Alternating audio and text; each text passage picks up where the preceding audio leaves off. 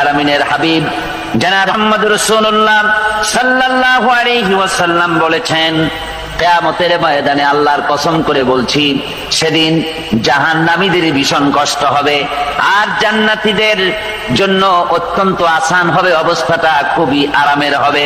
নবীজি বলেন, এক ওয়াক্ত ফরজ নামাজ আদায় করতে যে সময়টুকুন লাগে, কিয়ামতের মাঠের এই সময় এত বড় বিরাট লম্বা সময় জান্নাতীদের জন্য এরকম হালকা হয়ে যাবে। সুবহানাল্লাহ। হযরত আবু সাঈদ খুদরী রাদিয়াল্লাহু তাআলা হাদিস কেন বর্ণনা করেছেন, এক ওয়াক্ত নামাজ, একটা ফরজ নামাজ পড়তে যতটুকুন সময় লাগে এতটুকুন সময়ের ভেতরে জান্নাতীদের কারবার শেষ হয়ে যাবে। সুবহানাল্লাহ হামদি। আর ওদের কারবার তো শেষই হবে না। وَيَوْمَ تَشَقَّقُ السَّمَاءُ بِالْغَمَامِ وَنُزِّلَ الْمَلَائِكَةُ تَنزِيلًا। ওরা ফেরেশতা দেখতে চায়। সেদিন আসমান সমূহ বিদীর্ণ হয়ে মেঘ পুঞ্জ বেরিয়ে আসবে, আত্মপ্রকাশ করবে। তার ভেতর থেকে ফেরেশতারা ক্রমাগত নাজিল হতে থাকবে। আর অবস্থাটাই হবে, আল মুলকু ইয়াউমাইযিনিল হাক্কু লিররহমান ওয়া কানা ইয়াওমান আলাল কাফিরিনা আসীরা। আর সেদিনে বাদশাহী হবে কেবলমাত্র রহমানেরই। ওয়া কানা ইয়াওমান আলাল কাফিরিনা আসীরা। আর সেই কিয়ামতের দিন, সেই সময়টা হবে কাফেরদের জন্য বড়ই কঠিন।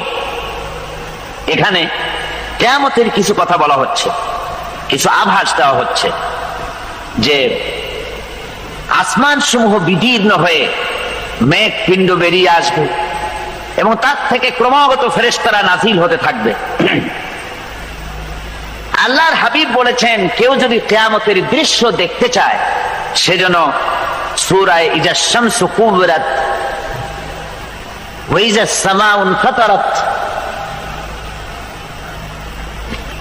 ইজা সামাউ শাক্কাত, এই সূরাগুলি যেন পড়ে, তাহলে কিয়ামতের দৃশ্য তার চোখের সামনে প্রতিভাত হবে। কিয়ামতের দৃশ্যটা আসলে কেমন হবে সেই সূরাগুলি তেলাওয়াত করলে সে বুঝতে পারবে। যেমন আল্লাহ পাক বলছেন, ইযাস সামাউ ফাতারাত ওয়া ইযাল কাওয়াকিবু তাফারাত ওয়া ইযাল বিহারু ফুজ্জিরাত ওয়া ইযাল কুবুরু বুসিরাত।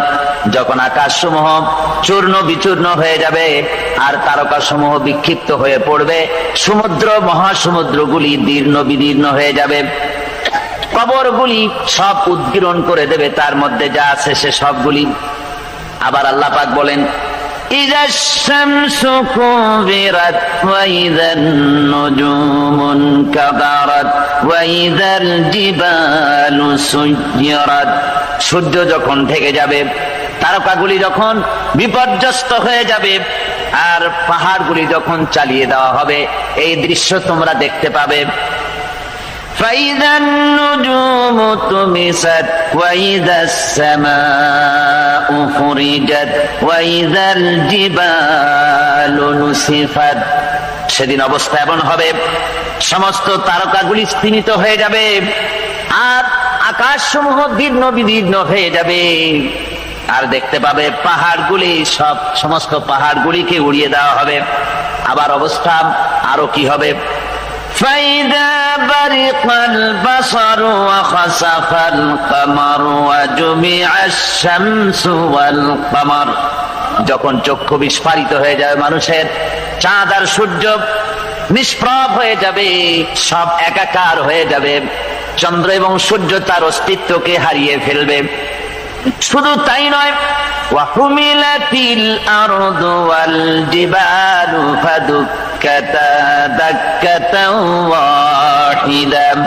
জমিন ও পাহাড়গুলির মধ্যে সংঘর্ষ লাগিয়ে দেওয়া হবে আর তা এক ধাক্কায় জমিন এবং সমস্ত পাহাড়গুলি চূর্ণ বিচূর্ণ হয়ে যাবে।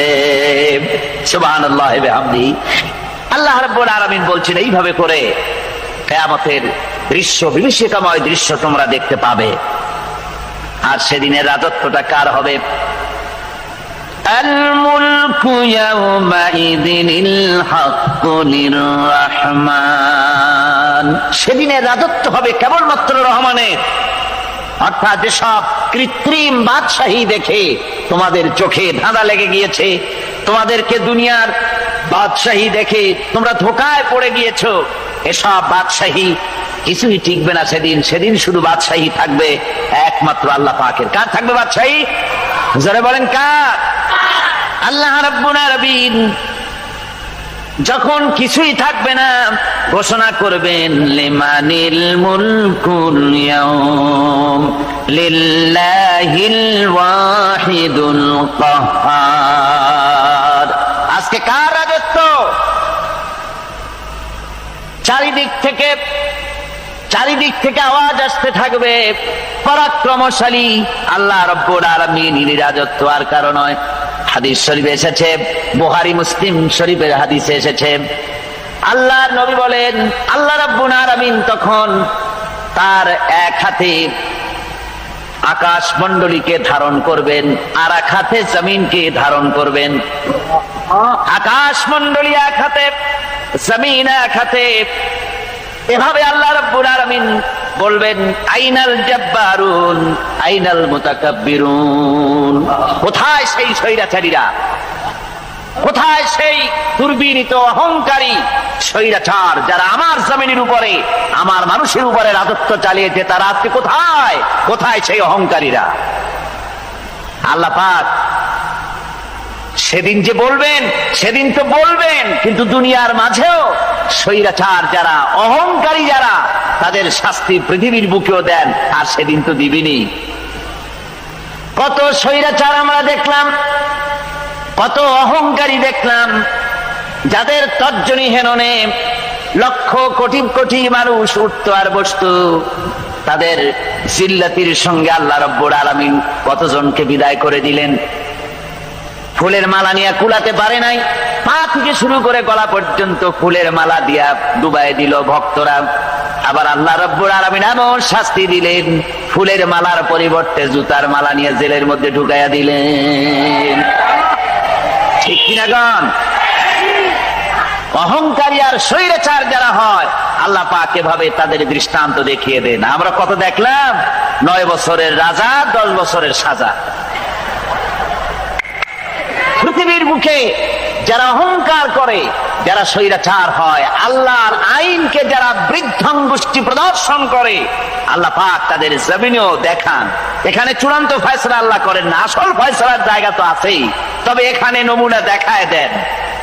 কিন্তু মুশকিল হচ্ছে, ইতিহাসের সবচাইতে বড় শিক্ষা হলো ইতিহাস থেকে মানুষেরা শিক্ষা গ্রহণ করে না। একজনে যে কাম করে বিপদে পড়ে, আর একজন এসে আবার সেই পথেই অগ্রসর হয়, নিশ্চিত মৃত্যুর পথে। আমার বন্ধুগণ, আল্লাহ পাক বলছেন সেই দিন আমার রাজত্ব হবে, আর কারো রাজত্ব হবে না। ওয়াকানা ইয়াওমান আলাল কাফিরিনা আসীরা। আর ওই দিনটা, ওই কিয়ামতের দিন হবে কাফেরদের জন্য সবচাইতে কঠিন। সবচাইতে কঠিন হবে কাদের জন্য? কাফেরদের জন্য। কাফের কারা? কাফের হচ্ছে তারা যারা নাকি আল্লাহর আইনকে অস্বীকার করেছে, আল্লাহকে অস্বীকার করেছে, আল্লাহর আইনকে অস্বীকার করেছে। ওরা কি? কাফের। কুফর শব্দের অর্থ হচ্ছে গোপন করা। এই জন্য অন্ধকার রাতকে আরবিতে কাফের বলা হয়েছে, অর্থাৎ যা সব জিনিসকে অন্ধকার দিয়ে ঢেকে দেয়। তো কুফর হচ্ছে সেই জিনিস যা মহাসত্যকে ঢেকে দেয়, সত্যকে, মহাসত্যকে ঢেকে দেয় যে জিনিস, সেটাকে কুফর বলা হয়। আর এই কাফের অন্ধকারে ঘুরে মরে, সে কোন আলোর খোঁজ পায় না। আল্লাহ রাব্বুল আলামিন বলেন, কাফেরদের কথা এখন শোনাচ্ছেন আল্লাহ পাক। والذين كفروا أولياؤهم الطاغوت يخرجونهم من النور إلى الظلمات। যারা কাফের, যারা কুফরি অবলম্বন করেছে, তাদের সাহায্যকারী আর পৃষ্ঠপোষক হচ্ছে তাগুত।